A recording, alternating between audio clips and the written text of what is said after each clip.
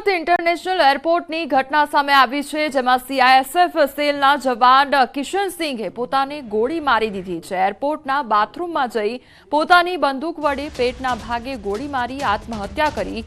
ગોળી વાગતા જવાનનું મોત નીપજ્યું છે। ખાનગી હોસ્પિટલના તબીબે જવાનને મૃત જાહેર કર્યા છે।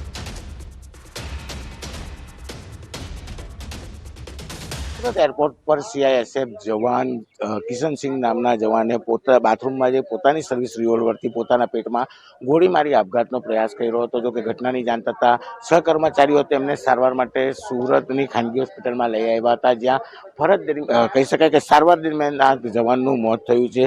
આ જવાન કહી શકાય ફેબ્રુઆરી 2022 થી સુરત એરપોર્ટ પર સીઆઈએસએફના જવાન તરીકે કામ કરતો હતો। દ્રશ્ય જોઈ શકાય છે કે સીઆઈએસએફના જવાનોનો મોટો કાફલો ઘટના સ્થળે પહોંચી ચૂક્યો છે, હોસ્પિટલ ખાતે પહોંચી ચૂક્યો છે। તેની મોત થયાના સમાચાર મળતા સીઆઈએસએફ જવાનોમાં શોકનું મોજું ફરી વળ્યું છે।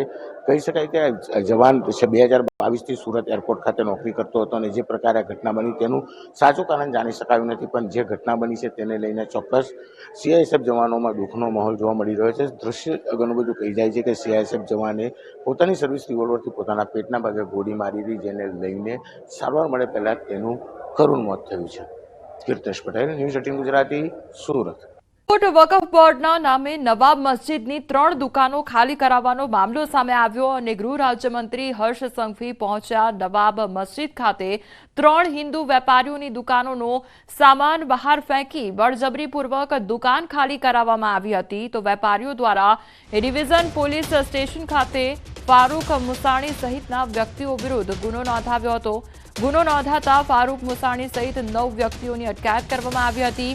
હિન્દુ મુસ્લિમ ધર્મના લોકોએ સાથે મળીને દુકાનોમાં સામાન પરત મૂક્યો હતો અને વર્ષોથી દાણાપીઠ વિસ્તારોમાં મોટાભાગના હિન્દુ વેપારીઓ દુકાન ધરાવે છે। અટકાયત કરાયા બાદ તમામ આરોપીઓને મુક્ત કરવામાં આવ્યા હતા।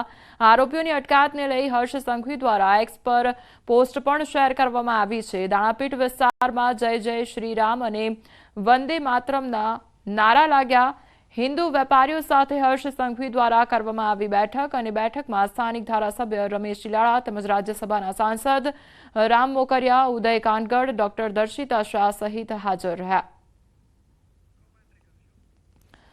તો ગૃહ રાજ્યમંત્રી દ્વારા મુલાકાત કરવામાં આવી છે રાજકોટ ખાતે અને આ સાથે તેમના દ્વારા એક્સ પર પોસ્ટ પણ શેર કરવામાં આવી છે અને આ સાથે જે જય શ્રી રામના નારા લાગ્યા હતા તે પણ સાંભળવા મળ્યા છે રાજકોટ ખાતે। આ સાથે જે સ્થાનિક ધારાસભ્ય છે તે પણ આ બેઠકમાં જોવા મળ્યા। બેઠકમાં સ્થાનિક ધારાસભ્ય રમેશ ચિલાડા તેમજ રાજ્યસભાના સાંસદ રામભાઈ મોકરિયા, ઉદય કાનગડ અને ડોક્ટર દર્શિતા શાહ આ બેઠકમાં ઉપસ્થિત રહ્યા અને લોકોની મોટી ભીડ પણ જોવા મળી। આ સાથે જે જય જય શ્રી રામ અને વંદે માતરમના નારા પણ સાંભળવા મળ્યા છે।